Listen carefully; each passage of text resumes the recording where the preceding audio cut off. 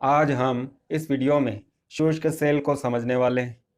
शुष्क सेल की संरचना क्या होती है, शुष्क सेल में रासायनिक अभिक्रियाएं कैसे होती है, इन सब को समझने वाले हैं।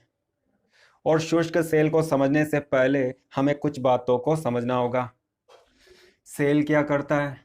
रासायनिक ऊर्जा को विद्युत ऊर्जा में बदलता है। रासायनिक ऊर्जा का मतलब क्या होता है? सेल में रासायनिक अभिक्रिया होती है और इस अभिक्रिया में उत्पन्न ऊर्जा विद्युत ऊर्जा में बदल जाती है। सेल में होने वाली रासायनिक अभिक्रियाएं रेडॉक्स अभिक्रियाएं होती है। रेड का मतलब रिडक्शन, हिंदी में अपचयन। ऑक्स का मतलब ऑक्सीडेशन, हिंदी में ऑक्सीकरण। सेल में दो प्रकार के इलेक्ट्रोड होते हैं, कैथोड और एनोड। कैथोड पर अपचयन अभिक्रिया होती है और एनोड पर ऑक्सीकरण अभिक्रिया होती है। ऑक्सीकरण अभिक्रिया में इलेक्ट्रॉन दिए जाते हैं। इलेक्ट्रॉन देना ऑक्सीकरण कहलाता है और अपचयन अभिक्रिया में इलेक्ट्रॉन ग्रहण किए जाते हैं। इलेक्ट्रॉन लेना अपचयन कहलाता है। एनोड पर ऑक्सीकरण अभिक्रिया के कारण इलेक्ट्रॉन उत्पन्न होते हैं और इन इलेक्ट्रॉन के कारण एनोड ऋणावेशित होता है। कैथोड पर अपचयन अभिक्रिया में इलेक्ट्रॉन लिए जाते हैं तो कैथोड पर इलेक्ट्रॉन की कमी हो जाती है और इस कमी को इस तरह से प्रदर्शित करते हैं, मतलब कैथोड धनावेशित होता है। जब सेल के दोनों सिरों पर आवेश होता है, कैथोड पर धनावेश और एनोड पर ऋणावेश होता है, तो सेल की इस अवस्था को आवेशित सेल कहा जाता है, मतलब सेल चार्ज्ड है। इन दोनों सिरों से संयोजक तार जोड़ देते हैं और उस तार के साथ एक बल्ब जोड़ देते हैं।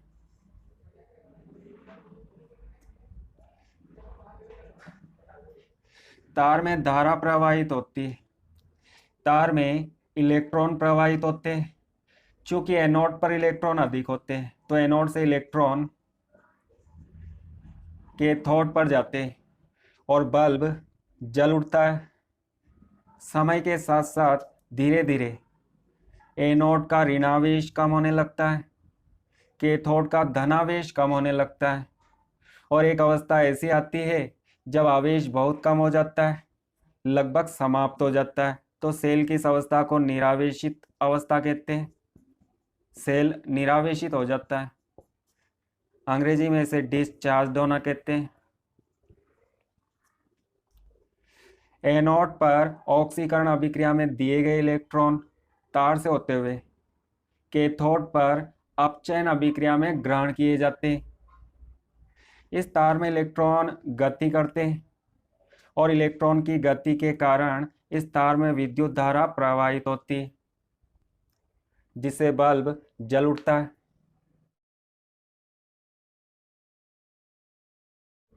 यह सेल का प्रतीक है।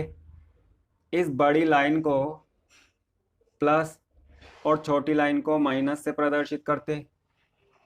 एक से अधिक सेलों को श्रेणी क्रम में जोड़ देते हैं। 1 2 3 4 4 सेल, प्लस और यह माइनस, और इसी को बैटरी कहा जाता है। तो बैटरी शब्द एक से अधिक सेलों के श्रेणी क्रम संयोजन के लिए इस्तेमाल होता है। यह सेल है, 4 सेल है, तो इनका यह संयोजन बैटरी कहलाता है।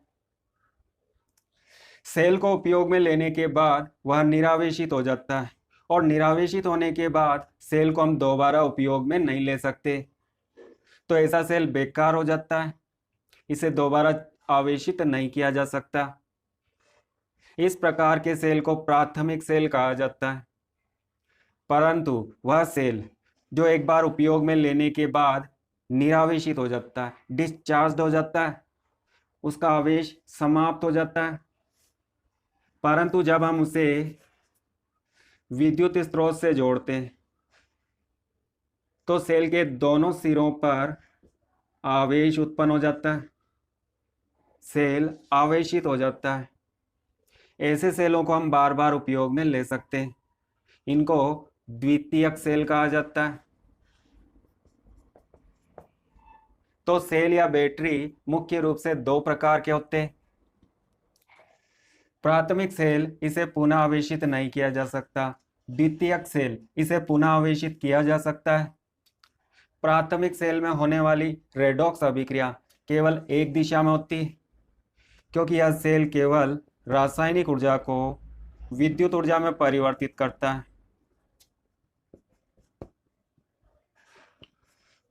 मतलब इस सेल में होने वाली रासायनिक अभिक्रियाएं अनुत्क्रमणीय होती है, जबकि द्वितीय सेल में होने वाली रासायनिक अभिक्रियाएं दोनों दिशाओं में चलती है, उत्क्रमणीय होती है।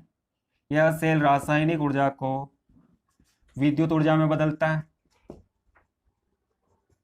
और जब सेल निरावेशित हो जाता है और उसे पुनः आवेशित करते हैं, तो आवेशित करते समय सेल में विद्युत धारा प्रवाहित करते हैं, और यह विद्युत ऊर्जा रासायनिक ऊर्जा में बदल जाती है। तो सेल में होने वाली रेडॉक्स अभिक्रियाएं उत्क्रमणीय होती है, दोनों दिशाओं में चलती है, जबकि यहाँ पर रेडॉक्स अभिक्रिया केवल एक दिशा में होती है। शुष्क सेल, मरकरी सेल प्राथमिक सेल के उदाहरण हैं। हम अपने दैनिक जीवन में शुष्क सेल का बहुत अधिक उपयोग करते हैं। टीवी के रिमोट का सेल, टॉर्च का सेल, दीवार घड़ी का सेल, ये सभी शुष्क सेल होते हैं। और शुष्क सेल बेलनाकार होते हैं, बेलन की तरह दिखाई देते हैं। इस आकार को हम बेलनाकार बोलते हैं। तो शुष्क सेल इस तरह से बेलनाकार होता है।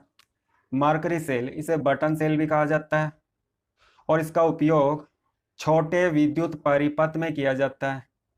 छोटे विद्युत परिपथ कहाँ होते हैं? छोटे विद्युत परिपथ खिलौनों में होते हैं, हाथ की घड़ियों में होते हैं, और कैलकुलेटर में होते हैं। यह सेल कुछ बटन की तरह दिखता है। इस वीडियो में हम केवल शुष्क सेल को समझने वाले हैं। शुष्क सेल की संरचना। शुष्क सेल में जिंक धातु का एक बेलनाकार पात्र होता है। जिंक धातु को हिंदी में जस्ता भी कहा जाता है। तो इसमें जस्ते का एक बेलनाकार पात्र होता है। इस आकार को बेलन कहा जाता है, और यह पात्र एनोड का कार्य करता है। सेल के बीच में कार्बन की एक छड़ होती है, कार्बन की काले रंग की छड़ होती है। कार्बन विद्युत का कुचालक होता है, परंतु कार्बन का एक अपरूप विद्युत का सुचालक होता है, और वह अपरूप ग्रेफाइट होता है। तो यहाँ पर छड़ ग्रेफाइट की बनी होती है। ग्रेफाइट की यह छड़ कैथोड का कार्य करती है। इस छड़ के ऊपरी सिरे पर एक धातु की टोपी लगी होती है। यह टोपी धातु या मिश्र धातु पीतल की बनी होती है।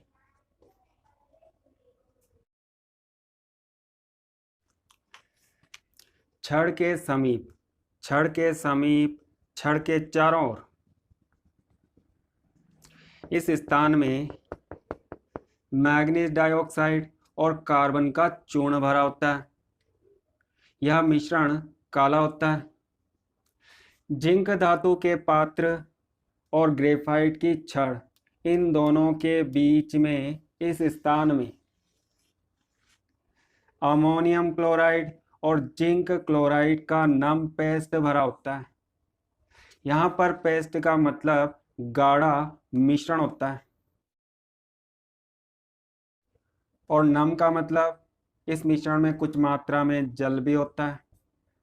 जल की उपस्थिति के कारण यह मिश्रण नम पेस्ट होता है। इस बेलनाकार पात्र के चारों ओर कागज का आवरण होता है या किसी धातु का आवरण होता है, और यह आवरण सेल की सुरक्षा करता है, सेल को लीक होने से बचाता है। सेल का पेंदा यहाँ पर केवल जिंक धातु की दीवार होती है। ऊपरी भाग में यहाँ पर प्लास्टिक का कवर होता है जो सेल को ढकता है। सेल में रेडॉक्स अभिक्रियाएं होती है, ऑक्सीकरण और अपचयन अभिक्रियाएं होती है। जिंक धातु पर ऑक्सीकरण अभिक्रिया होती है। इस अभिक्रिया के कारण यह ऋणावेशित हो जाता है। कैथोड पर अपचयन अभिक्रिया होती है और इस अभिक्रिया के कारण कैथोड धनावेशित हो जाता है। सबसे पहले एनोड पर होने वाली अभिक्रिया को समझते हैं। एनोड पर ऑक्सीकरण अभिक्रिया होती है। ऑक्सीकरण अभिक्रिया में जिंक धातु इलेक्ट्रॉन देता है, 2 इलेक्ट्रॉन देता है, तो जिंक पर 2 धनावेश आ जाता है, धनायन बनता है, इलेक्ट्रॉन अलग हो जाते हैं। इलेक्ट्रॉन देना ऑक्सीकरण कहलाता है। जिंक धातु का यह पात्र ठोस होता है, तो यहाँ पर जिंक ठोस होता है और इस पात्र में उपस्थित यह जिंक धातु की दीवार है, इस पात्र की दीवार, और इसमें जिंक के परमाणु होते हैं, ठोस अवस्था में होते हैं।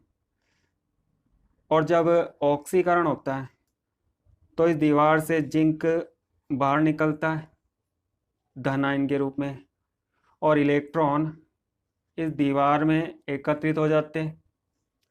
धनायन इस मिश्रण में आ जाते हैं। जिंक धातु की दीवार में, इस संपूर्ण दीवार में इलेक्ट्रॉन एकत्रित हो जाते हैं।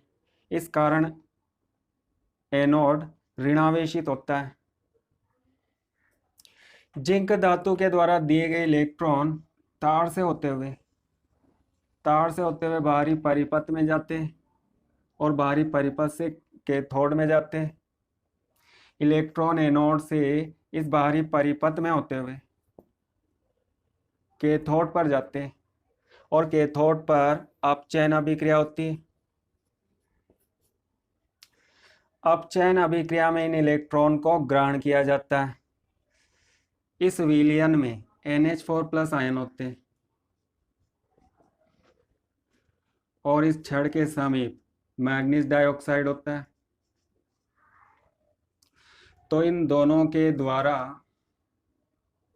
कैथोड पर आने वाले इलेक्ट्रॉन को ग्रहण किया जाता है।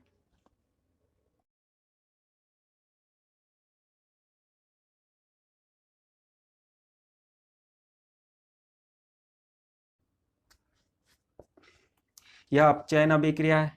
मैग्नीज डाइऑक्साइड में मैग्नीज की ऑक्सीकरण अवस्था +4 होती है। NH4+, इसकी संरचना को देखते हैं।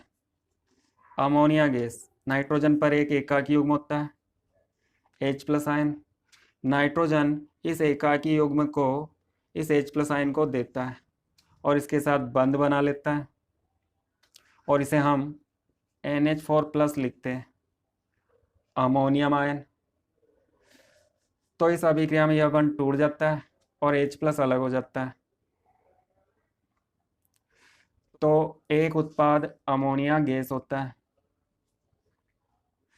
MnO2, मैग्नीज 2 ऑक्सीजन परमाणुओं के साथ जुड़ा होता है।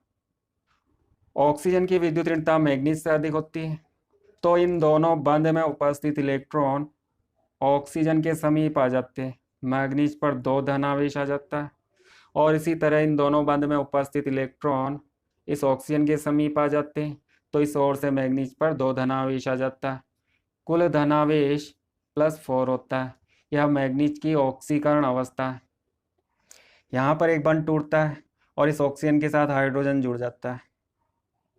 अब यहाँ पर केवल एक बंध होता है, तो एक बंध में उपस्थित इलेक्ट्रॉन ऑक्सीजन की ओर शिफ्ट होते हैं, तो इस पर एक धनावेश आता है। यहाँ पर 2 बंध है, तो इस ओर से इस पर 2 धनावेश आता है, तो मैग्नीज पर कुल आवेश +3, मतलब मैग्नीज की ऑक्सीकरण अवस्था +3 हो जाती है।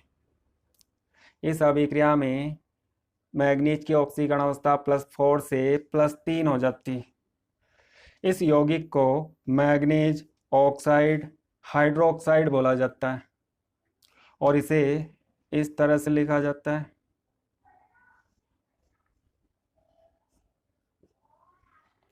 तो यहाँ से एक हाइड्रोजन अलग होकर मैग्नीज डाइऑक्साइड के इस अणु के साथ जुड़ जाती, तो इससे अमोनिया गैस उत्पन्न होती और मैग्नीज डाइऑक्साइड से मैग्नीज ऑक्साइड हाइड्रोक्साइड बनता है। यह एक प्रकार का खनिज है, इसे खनिज के रूप में मैग्नाइट बोला जाता है। एनोड पर होने वाली ऑक्सीकरण अभिक्रिया, कैथोड पर होने वाली अपचयन अभिक्रिया, ये दोनों अर्ध अभिक्रियाएं होती। ऑक्सीकरण अर्ध अभिक्रिया, अपचयन अर्ध अभिक्रिया। इन दोनों अभिक्रियाओं को जोड़कर पूर्ण सेल अभिक्रिया लिख सकते हैं। इसे हम नेट अभिक्रिया भी बोल सकते हैं, नेट कुल अभिक्रिया। जोड़ने के लिए हमें क्या करना होगा, इन दोनों में इलेक्ट्रॉन को बैलेंस करना होगा, क्योंकि जितने इलेक्ट्रॉन दिए जाते हैं उतने ही इलेक्ट्रॉन ग्रहण किए जाते हैं। तो ऐसा करते हैं, इस समीकरण को 2 से मल्टीप्लाई कर देते हैं। जब हम इसे 2 से मल्टीप्लाई करते हैं तो यहाँ पर 2 आ जाता है। इलेक्ट्रॉन की संख्या 2 हो जाती है। उत्पाद इनकी संख्या 2 हो जाती है। इलेक्ट्रॉन की संख्या संतुलित होने के बाद अभिकारक में अभिकारक को जोड़ते हैं, उत्पाद में उत्पाद को जोड़ते हैं और इलेक्ट्रॉन को कैंसल कर देते हैं। Zinc 2NH4 plus 2MnO2 2MnOH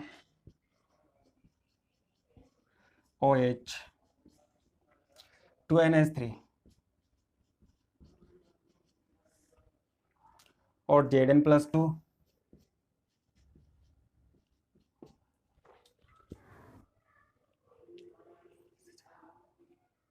तो दोस्तों यहाँ पर एक बार रिपीट कर देता हूँ। जिंक धातु का पात्र होता है और जिंक धातु इलेक्ट्रॉन देती, 2 इलेक्ट्रॉन देकर Zn+2 आयन बनाती। इलेक्ट्रॉन जिंक के पात्र में रह जाते हैं और Zn+2 आयन इस विलयन में आ जाते हैं। अमोनियम क्लोराइड और जिंक क्लोराइड के विलयन में आ जाते हैं।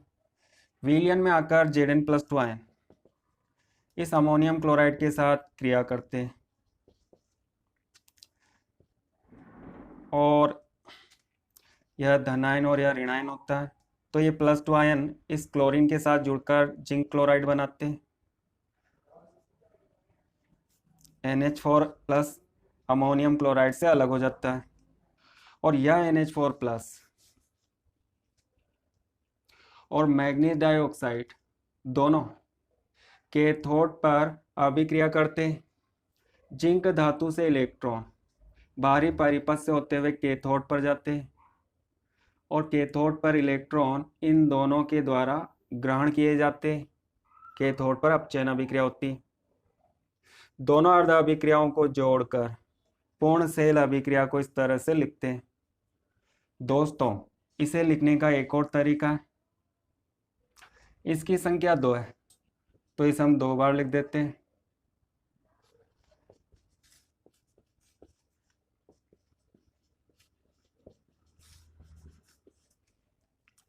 एक अणु का OH और दूसरे अणु का H बाहर निकाल देते हैं। ये दोनों आपस में जुड़ जाते हैं। ऑक्सीजन इस मैग्नीज के साथ जुड़ जाती है।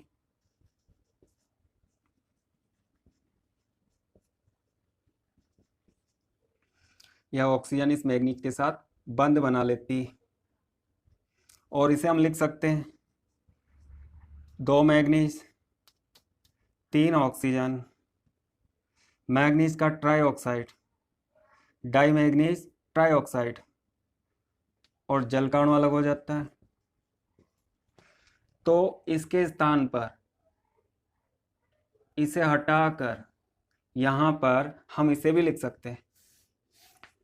कुछ किताबों में यह सूत्र लिखा होता है, तो कुछ किताबों में यह सूत्र लिखा होता है, तो आपको कंफ्यूज होने की आवश्यकता नहीं है।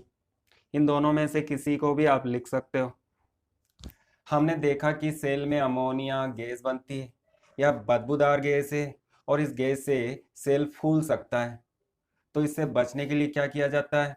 सेल में जिंक क्लोराइड होता है, इसमें Zn+2 और क्लोरीन के ऋणायन होते हैं। Zn+2, इस पर 2 धनावेश होता है, इस 2 को हम डबल करते हैं, मतलब 4। इसमें 4 रिक्त कक्षक होते हैं।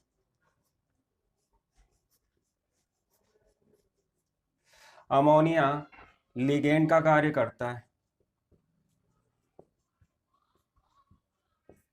क्योंकि नाइट्रोजन पर एकाकी युग्म होता है, तो अमोनिया इस एकाकी युग्म को देता है, जिंक धातु को देता है। परंतु जिंक में 4 रिक्त कक्षक होते हैं और एक रिक्त कक्षक में 2 इलेक्ट्रॉन आ सकते हैं। तो अमोनिया के 4 अणु रिक्त कक्षक में इलेक्ट्रॉन युग्म देकर जिंक धातु के साथ 4 उपसंयोजक बंध बनाते हैं। तो अमोनिया की संख्या 4।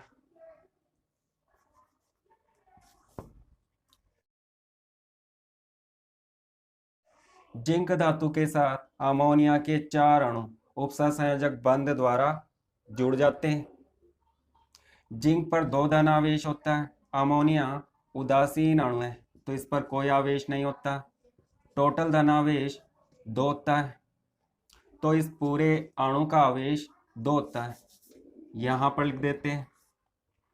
यह धनावेश इन ऋणायनों को आकर्षित करता है, ये दोनों ऋणायन इसके साथ जुड़ जाते हैं। +2 माइनस माइनस तो -2, टोटल आवेश 0 हो जाता है और दोनों क्लोरीन इसके साथ जुड़ जाते हैं। इस तरह से बने यौगिक संकुल यौगिक कहलाते हैं। इनको जटिल यौगिक भी कहा जाता है या उपसंयोजक यौगिक कहा जाता है।